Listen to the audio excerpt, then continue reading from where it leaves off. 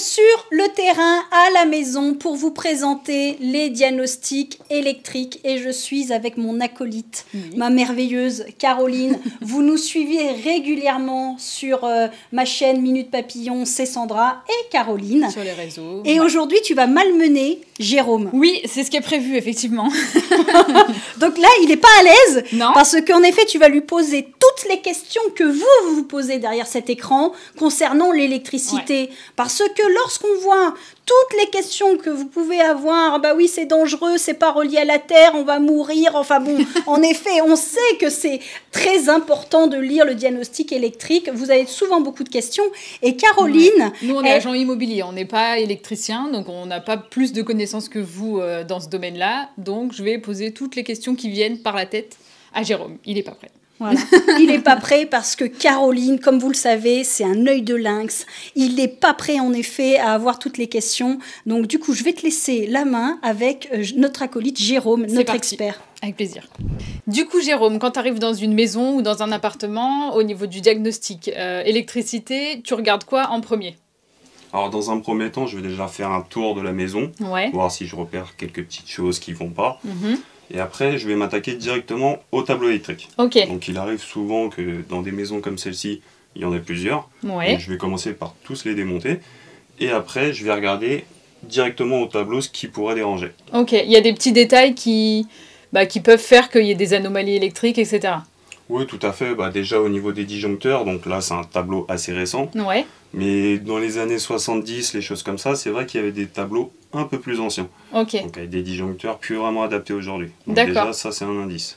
Et je crois savoir qu'il y a aussi souvent des soucis avec le différentiel, c'est ça ?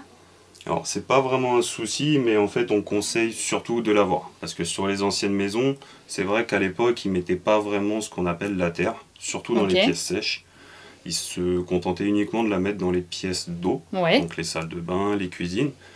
Donc du coup, on conseille surtout d'avoir ce différentiel-là, en tête de ligne, qui va couvrir en fait toutes les anomalies qui sont liées à la Terre, qui va compenser toutes ces anomalies-là.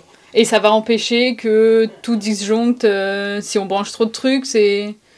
Ouais, en fait, ça va surtout se concentrer en fait sur les personnes. Donc ça veut dire que si demain un enfant, par exemple, met son doigt dans la prise, lui, en fait, il va sentir qu'il y a un problème, et en fait, il va couper tout de suite l'installation. Donc on va ressentir l'équivalent d'une petite châtaigne, en fait. D'accord. Oui, donc c'est quand même important. Donc si jamais dans le diagnostic électricité, les internautes voient qu'il y a un souci au niveau du différentiel, il faut le changer ?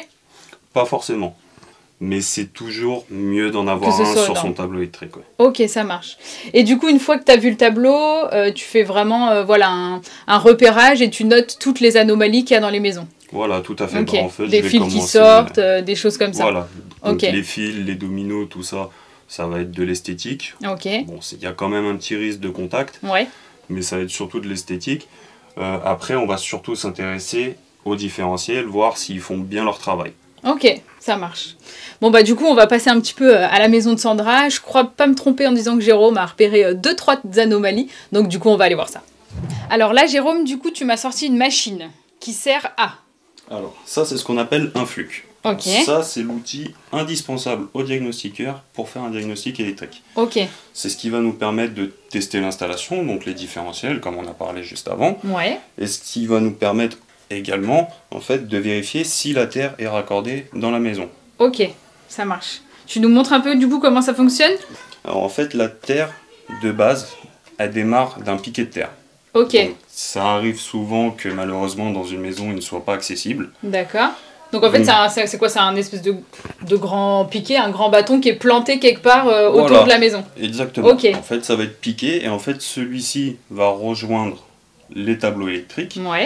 Et en fait, on va plus se raccorder là-dessus. Parce qu'en fait, ce qu'on appelle la barrette de terre, qui est sur à peu près tous les tableaux, en fait, c'est elle qui va desservir toute la maison. Ok, ça marche. Et en fait, la terre doit être raccordée sur tout ce qui va être métallique. Donc, les prises, les radiateurs gaz, par exemple, les tuyauteries, tout ça. Parce que c'est vrai qu'on a beaucoup de clients quand ils visitent des maisons et qui demandent si elle est diagnostique, etc., qui nous disent est-ce que toutes les prises sont bien reliées à la terre ? Mais je pense que, comme moi d'ailleurs, ils ne savent pas forcément en gros, ce que ça veut dire, enfin voilà, qu'il y a un piquet de terre quelque part, etc. Ils ont entendu dire que si c'était pas relié à la terre, ben, c'était moins bien, entre guillemets. Du coup, ils posent la question, mais c'est vrai qu'on sait pas forcément ça correspond à quoi, et voilà, ça mène où autour de la maison. Donc c'est important de savoir. Ça marche. Alors, du coup, là, je me suis mis en fait sur ce qu'on appelle la continuité. Ouais. Donc, avec mon enrouleur, je me suis connecté directement à la terre principale. Ouais, t'as branché, là, il y a le fil qui va jusqu'au compteur. Voilà, il va jusqu'au tableau qui est un peu plus loin. Et du coup, en fait, je vais faire tout simplement une continuité pour voir s'il y a une connexion entre ces deux terres. Ok. Donc là, je vais faire ça sur la prise directement. Et lui, il va me ressortir une valeur. Et du coup, tu as une valeur à respecter, c'est ça. Donc là, il y a marqué 3,34. Voilà, et c'est ce qu'on appelle des ohms. Ok. Et en fait, cette valeur doit être inférieure à 2 ohms. D'accord. Inférieure ou supérieure? Inférieure. Ok. Mais du coup, là, elle est supérieure. Là, elle est un peu supérieure. Ok. Et du coup, c'est quand même relié à la terre? Mais c'est quand même relié à la terre. Ça marche. Et donc, vous vérifiez comme ça toutes les prises de la maison? Voilà. On va aller vérifier vraiment toutes les prises, les luminaires, les canalisations, tout ça. Ok. Et si jamais il y a une prise qui n'est pas reliée à la terre, est-ce qu'il faut absolument la relier à la terre? Est-ce qu'il y a des pièces où c'est mieux que ce soit absolument relié à la terre, par exemple les pièces d'eau, les salles de bain, etc. Oui, tout à fait. Les pièces d'eau, c'est vraiment des pièces qu'on considère qu'il faut qu'elles soient reliées à la terre, parce qu'il y a aussi un détail au niveau des zones à respecter. Mais dans les pièces sèches, comme je te disais tout à l'heure, c'est vrai qu'à l'époque, ils considéraient que c'était pas vraiment utile. Ok. Aujourd'hui, si on refait une installation aujourd'hui, dans l'idéal, vaut mieux tout brancher à la terre. Comme ça, on n'a pas de souci, on est bien. Généralement, aujourd'hui, dans tous les cas, ils relient tout à la terre. Ok. Bon, parce qu'il faut savoir que du coup, les diagnostics, ça évolue quand même vraiment très régulièrement. Que voilà, on peut avoir refait l'électricité il y a 3 ans et que là, à l'heure actuelle, il y a des petites choses qui ont changé et du coup, voilà, on a toujours des petites anomalies. C'est très rare que dans les diagnostics, on ait un truc parfait sans anomalie du tout. Voilà, c'est quand même très très rare. C'est clairement impossible. Et bon, après, comme je te disais tout à l'heure, à partir du moment en fait, où tu as un 30 mA qui couvre, là, imaginons cette prise n'était pas reliée à la terre, en fait, le 30 mA aurait compensé cette anomalie-là. Ça marche. Ok. Donc du coup, Jérôme, tout à l'heure, tu me parlais du différentiel de 30 mA, si je dis pas de bêtises. Mais du coup, là, on est sur un autre tableau électrique que celui de tout à l'heure. Et alors, je me demandais, c'était quoi ce gros? Parce que je vois qu'il y a aussi marqué différentiel. Du coup, à quoi il sert? En fait, les petits 30 mA, en fait, c'est quelque chose qu'on va tabler sur nos propres tableaux électriques. C'est vraiment quelque chose qui nous appartient. Or, celui-ci, c'est ce qu'on appelle l'AGCP. Donc, en fait, c'est le différentiel principal, qui est un petit peu plus élevé. Donc parce que je vois qu'il y a marqué 500. Voilà, en l'occurrence, là, c'est un 500 mA. Mais en fait, c'est quelque chose qui est obligatoire, qui appartient à EDF. Et du coup, en fait, c'est vraiment lui qui va commander l'installation. Ça va être le départ de l'installation. Donc, si un jour, il y a un problème avec ça, c'est EDF qu'on doit appeler? Tout à fait. Dans tous les cas. Tout à fait. Et en fait, moi, mon travail, il débute ici. Ok, ça marche. Et du coup, vous faites des petits tests. Alors, comment vous faites pour vérifier que le différentiel protège bien l'ensemble de la maison? En fait, tout simplement, je vais me connecter toujours sur la terre principale. Ensuite, je vais juste prendre mon appareil. Donc, tu branches encore ton fluc, c'est ça? Voilà, tout à fait. C'est le fluc. Et en fait, je vais juste simplement le régler à hauteur des différentiels. Sur la sensibilité des différentiels. Et après, tu vas faire disjoncter la maison. Et ensuite, je vais faire disjoncter en fait chaque différentiel un par un pour voir s'il couvre bien l'ensemble de l'installation. Ok, tu nous montres un peu, ça ressemble à quoi? Avec plaisir. Allez. On va commencer par un 30 mA. Donc du coup, là, je suis sur la terre. Donc je vais prendre n'importe quel disjoncteur au hasard et je vais me mettre sur la phase. Et hop, je vais lancer. Ok. Là, on voit qu'il s'est bien déclenché. Ça marche. Donc du coup, ça arrive que des fois, quand ils sont un petit peu anciens ou des choses comme ça, soit ils disjonctent pas, soit ils disjonctent, mais après. D'accord. Donc c'est pour ça que je regarde toujours la valeur que moi il me donne, pour voir si c'est bien disjoncté quand il fallait. Ok. Donc là, en l'occurrence, c'est parfait. Donc ça, c'est une installation plutôt récente? Oui, ça c'est des disjoncteurs divisionnaires. Alors d'aujourd'hui, c'est ce qu'on fait partout, même sur du neuf. Ok, ça marche. Ok, donc là, on a vu comment faire. Donc là, tu as fait disjoncter qu'une pièce, non? Tu as fait tout disjoncter? Alors là, j'ai dû faire disjoncter à peu près les lumières, les prises de cette dépendance-là, à peu près. Ok. Après, oui, il est divisé en plusieurs parties. D'accord. Donc en fait, là, je vais vraiment, si vraiment je teste l'installation, il faut vraiment oui, que tu je testes les fasse tout. exploser Ok, chacun. ça marche. Bon, alors du coup, pour finir notre petit tour de tout ce diagnostic électrique dans la maison, on est dans la salle de bain, donc qui est une pièce d'eau qui fait toujours un petit peu peur, entre guillemets, parce qu'on se dit qu'il y a toujours plus de choses à vérifier pour voir si tout va bien. Qu'est-ce que vous faites de spécifique dans les salles d'eau comme la salle de bain? Alors, comme j'ai expliqué tout à l'heure, déjà la maison, normalement, elle va être desservie par la terre.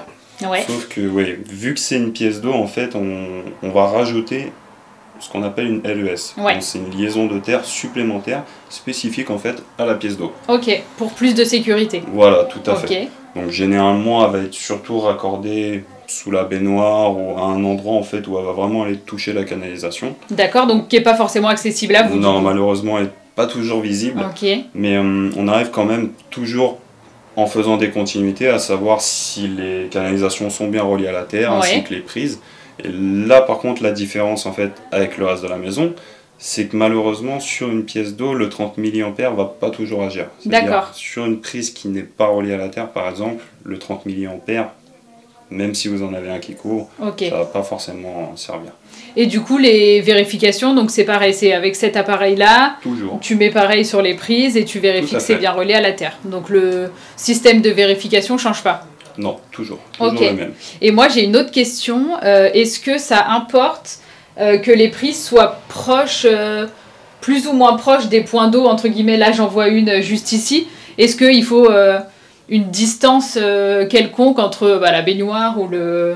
Ouais, tout à fait. En fait, nous, ça va être surtout desservi en fait en zone. Ouais, Donc, qui va aller de la zone 0, ouais, donc, qui va comprendre en fait le bac de la baignoire, d'accord. jusqu'à la zone 3, donc ce qui va être à peu près à 1 mètre en fait de la baignoire. Ok. Donc en fait, on peut pas mettre n'importe quel appareil n'importe où dans la salle de bain. D'accord, ok.